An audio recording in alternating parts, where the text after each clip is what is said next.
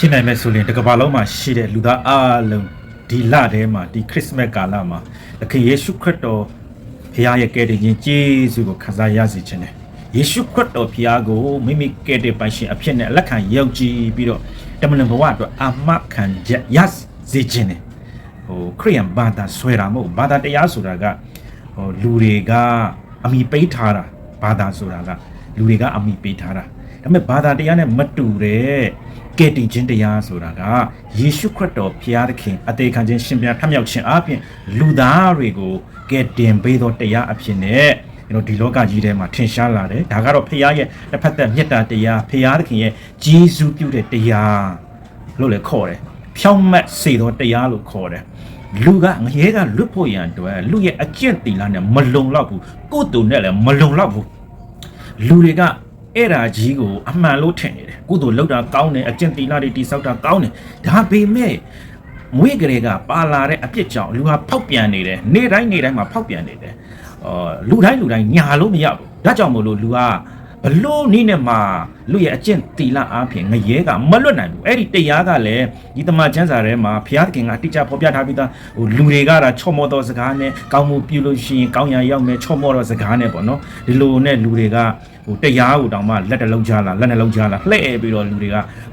ကိုဂျိုးရှာပြီးတော့ကိုဂျိုးအတွက်အလုပ်နေကြတာအမှန်တကယ်မှာလူကတရားအားဖြင့်စစ်ဆေးခံမယ်ဆိုရင်လူကကိုတရားနဲ့ကိုငရဲကမလွတ်ဘူးဆိုတာကိုဒီတရားတွေကပေါ်ပြတယ်ဒါပေမဲ့လူတွေကဒီရောက်ဝင်မခံဘူးပေါ့နော်နေ့တိုင်းမှာကျိုးလွင်ပေမဲ့လည်းဝင်မခံဘူးဆိုတော့သခင်ယေရှုခရစ်တော်မှာတပါလူတွေကိုအပြစ်ကနေကယ်တယ်ငရဲကနေကယ်တယ်ဆိုတဲ့သူမရှိဘူးမပေါ်ထွန်းခဲ့ဘူးယေရှုခရစ်တော်ဖခင်ဒီလောကကြီးကိုကြွလာတယ်ဆိုတာကလူတွေအားလုံးငရဲကလွတ်ဖို့ရန်အတွက်ကြိုတင်ဖော်ပြထားတဲ့ဗျာဒိတ်တော်ပရောဖက်အနာဂတ်စကားတွေအတိုင်းပဲပြည့်စုံလာတာဖြစ်တယ်ဒီအတွက်သခင်ယေရှုကကြွလာတယ်လူတွေထင်တဲ့နီးနဲ့ကယ်တာမဟုတ်ဘူးဖခင်ရဲ့တရားတော်နဲ့ညီဖခင်သခင်ကသူ့နီးနဲ့ကယ်တယ်လူသားတွေအလုံးခံရမယ်အပြစ်ရဲ့အခကိုဘုရားသခင်ကိုတော်တိုင်းလူစားတိနဲ့အဲ့အပြစ်အတွက်သူကိုယ်တိုင်ခံယူပြီးတော့အဲ့ဒီအပြစ်ကြွေးတဲ့လဝါကန်နဲ့မှာဆက်ပြီးတယ်၃ရက်မြောက်တော့နဲ့မှာရှင်ပြန်ထမြောက်တယ်ဒါယုံမယုံဒါကတော့ဘုရားဘက်ကတစ်ဖက်သက်လုတ်ပေးခဲ့ပြီးပြီဒါပေမဲ့လူဘက်ကကျတော့ဘုရားကအခွင့်အရေးပေးတဲ့အရာကအဲ့ဒါပါလေလူကမိမိရဲ့အပြစ်ကိုမြင်ပြီးနှောင့်တရပြီးတော့ဖခင်ရဲ့ကယ်တင်ခြင်းကျေးဇူးလိုအပ်တယ်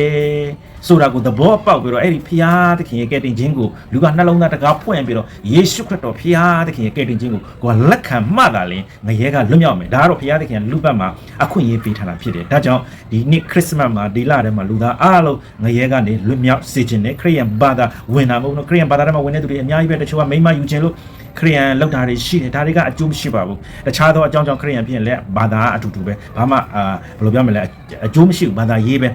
ဘုရားပဲကွာဒါပေမဲ့လူကအပြစ်သားပဲဒါပေမဲ့အဲ့ထဲမှာကွာခြားချက်ကတော့ယေရှုရဲ့ကယ်တင်ခြင်းကျေးဇူးကိုလက်ခံတယ်တခင်ယေရှုကဘုရားနော်ဘုရားဖြစ်ခြင်းသူလူသားတိခံယူတဲ့အချိန်ကစပြီးတော့တခြားလုံးမှာတက်တည်ပြခဲ့တယ်လူမလုံနိုင်တဲ့အရာတွေအားလုံးသူတက်တည်ပြခဲ့တယ်ဒါတွေကိုဘာသာရေးသမားတွေကဖုံးကွယ်ဒီနေ့မှလည်းဘာသာတရားတိုင်းကဖုံးကွယ်နေရယေရှုကဘုရားမဟုတ်ဘူးဆိုအမျိုးမျိုးနဲ့ကဲ့ရဲ့လောင်ပြောင်နေကြတယ်တခင်ယေရှုကဘသူတွေဘာပြောဘုရားသခင်ကဘုရားသခင်ပဲ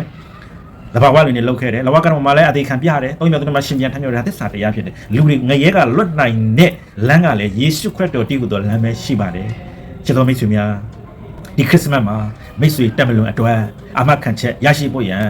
စဉ်းစားပါမိမိအပြစ်ပဲစဉ်းစားပါနှလုံးသားဖွင့်ပြီးတော့ရိုးသားသားနဲ့စဉ်းစားပြီးတော့နောက်တရပြီးတော့ဖခင်သခင်ကိုနှလုံးသားထဲကနေတောင်းတတကားဖွင့်မယ်ဆိုရင်သင်ဟာဖခင်ရဲ့ကယ်တင်ခြင်းကျေးဇူးခံမယ်ဖခင်ရဲ့အလင်းရတက်တည်ရလိမ့်မယ်အဲ့မှာထူးခြားမှုတွေဖြစ်လာလိမ့်မယ်